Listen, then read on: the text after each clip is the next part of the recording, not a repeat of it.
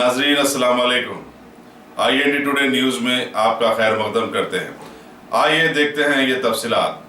सिकंदराबाद के साबिक रुकन पार्लियामेंट अंजन कुमार यादव ने आज greater Hyderabad city Congress committee के सदर के ओहदे का जायजा ले लिया। इस मौके पर गांधी भवन में एक तकरीब मुनक्किद हुई। शहर के कारकुनों में जबरदस्त जोशो खरोश देखा गया। साबिक वजीर डी नागेंद्र की जगह अंजन कुमार को नया पार्टी सदर बनाया गया है। सदर प्रदेश कांग्रेस कमेटी उत्तम कुमार रेड्डी, अपोजिशन लीडर के जाना रेड्डी, साबिक मरकजी वज़रा जयपाल रेड्डी, रेणुका चौधरी और दूसरे भी इस मौके पर मौजूद थे। तमाम कायदीन ने अंजन कुमार यादव को मुबारकबाद दी और नेक ख्वाहिशात का इजहार किया। कबल अजीम पार्टी कारकुनों ने अंजन कुमार को red rose function hall Nampally से गांधी भवन तक एक जुलूस की शक्ल में लाया।